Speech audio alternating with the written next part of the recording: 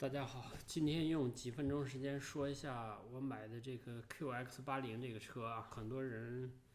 最关心的就是这个车值不值得买，还有这个油耗呀什么的。我是在这个3款车当中选了这个车啊。哪3款车呢？一个是雷克萨斯的 LX570，第二个是这个丰田的红杉。然后呢，就是这个英菲尼迪的 QX80，这3款车我觉得各自都有特点吧，都很有特点。然后呢，那个英菲尼迪这个车呢，在这3款车当中属于就是各种性能比较均衡的一个车吧。首先这个雷克萨斯 LX570这个车在中国确实有很多人追捧这个车啊，然后价格也卖的非常贵，提车的时候估计可能还要加价啊。但这个车在北美卖的，还是不如红杉和英菲尼迪 QX80。我觉得可能主要的就是它的这个外形这几年变得比较激进。再一个呢，就是这款车的价格确实比英菲尼迪 QX80贵了不少啊。红杉这个车呢，就是感觉比较老，然后呢，这个车的外形呢也没怎么变啊，感觉不太像这个时代的车。QX80 2018年改款以后呢，确实比这个老的 QX80 漂亮了很多啊，尤其是这个前面的大灯啊，前面的大灯老款位置有点太低了，比例不太协调啊。后面的这个大灯呢，老款的就是这个形状不是很好看啊。新款改完了以后，确实比原来显得更加上档次了啊。所以说比较来比较去呢，最后还是选了这个英菲尼迪的 QX80啊。英菲尼迪在北美的销量还是非常不错的啊，在大街上呢，经常能看到各种各样的这个英菲尼迪的车啊，QX80也不少啊，所以说这车的保值率应该还可以啊。再一个呢，就是这个为什么选日本车呢？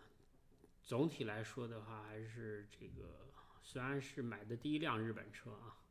但日本车的这个口碑还是在北美还是非常不错的啊。就是不容易坏，维修的成本低啊，它的这个技术可靠啊，我觉得这可能是选择日本车的主要原因吧。啊，谁买个车不愿意修来修去的啊？之前开过德系的车啊，德系的车呢，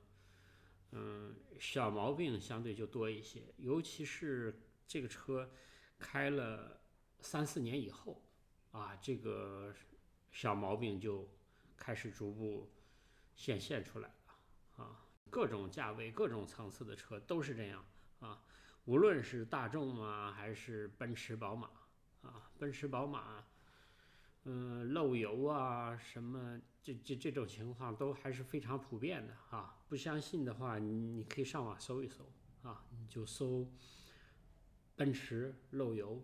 宝马漏油，就搜这样的关键词，我估计可能一大堆一大堆的啊，直接就颠覆你对这个品牌的认知啊。而这种小毛病呢，在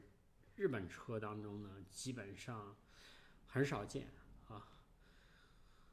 然后那个英菲尼迪 QX80 开了一段时间呢，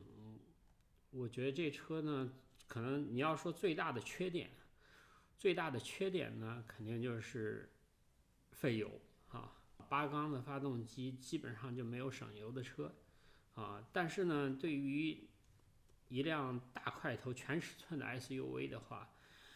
我觉得要买还最好是买8缸的因为自然吸气的发动机确实是维护的成本相对比较低一些比涡轮增压可能更加可靠一些。第二大缺点呢，可能就是车太大，个头太大长现在是5.3米，高接近2米的个头宽呢差不多也有2米高大概1.9米几然后呢，这么大一个块头的车，尤其是去一些地下停车场什么的停车，相对困难一些但停车这个问题在北美应该不是太大的问题因为这个北美这边呢，大块头的车特别多你像这个 F150包括猛禽，还有这个公羊皮卡这类的车，个头都非常大所以说，在北美买这样的车停车，我觉得还不是问题第三个缺点呢，我觉得就是这个在低速行驶的时候，有的时候会感觉这油门踏板有点震的脚有点麻当然这速度一跑起来，可能就没有这个问题了这种价位的车不应该存在这个问题。之前我看老款就有人反馈这个问题，但是呢，英菲尼迪一直没把这个问题解决掉也许他们觉得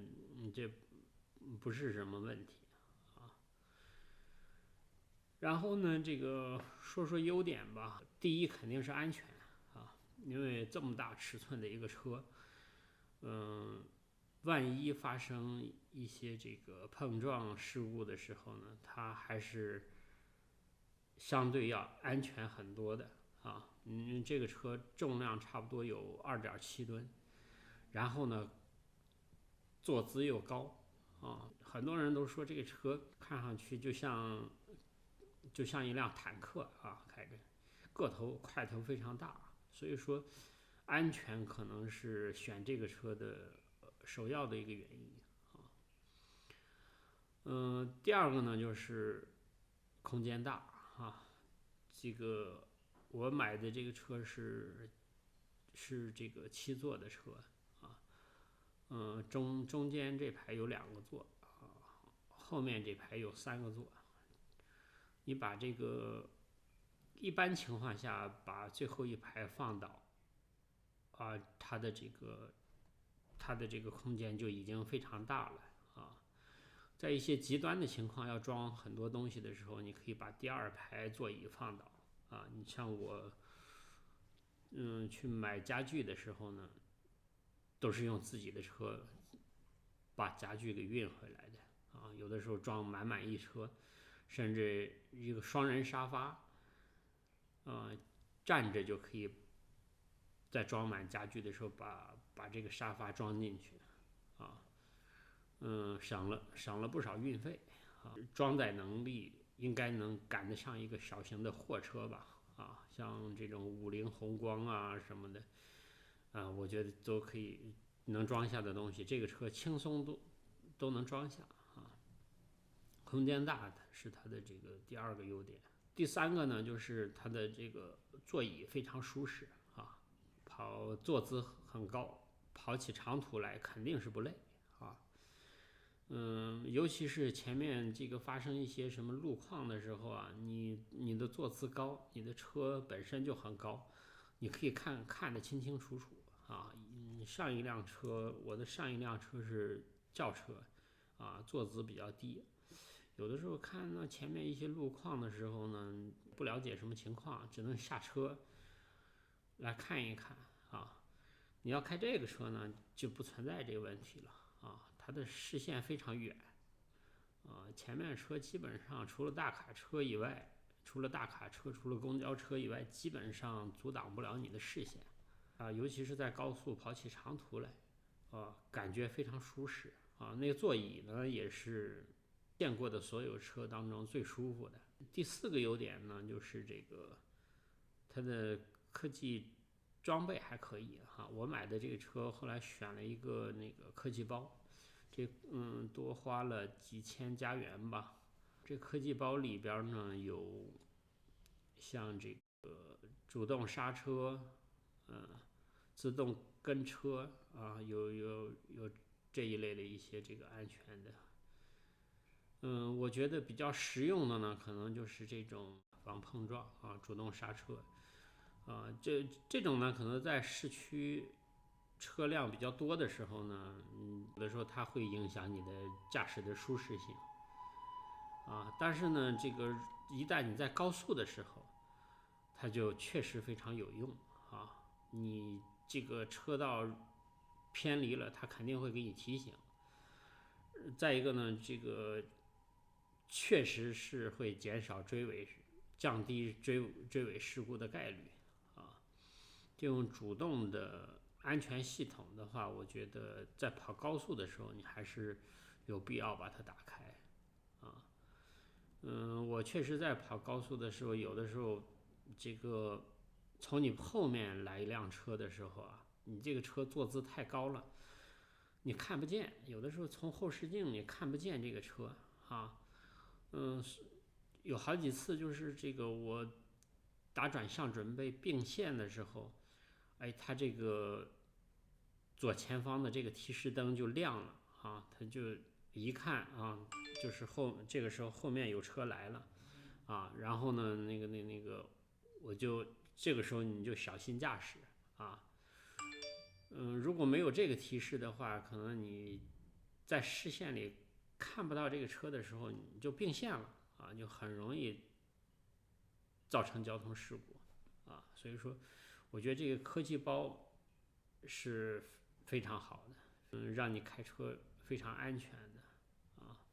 再一个呢，它还带一个这个360度的摄像头2018款的 QX80 还加了一个很贴心的这个功能就是后视镜这儿是这个液晶显示屏的了你可以不用它，也可以用这个液晶显示屏用显示屏的时候呢，它就是从车尾部有一个摄像头，假如说你的车装得很满把整个后窗户都挡住了这也不影响你看这个后面的路况因为摄像头会把后面路况的信息呢给你传输到这个液晶显示屏上来我觉得这个功能是非常实用的这个液晶显示屏的这个图像还可以调高低就是你可以拍高一点，也可以拍低一点所以说我觉得这个功能是非常非常实用的。我基本上买了这个车以后，就一直开着这个液晶显示屏因为它确实看得非常清楚尤其这个车本身就长你如果直接从镜子里边看这个反射的这个，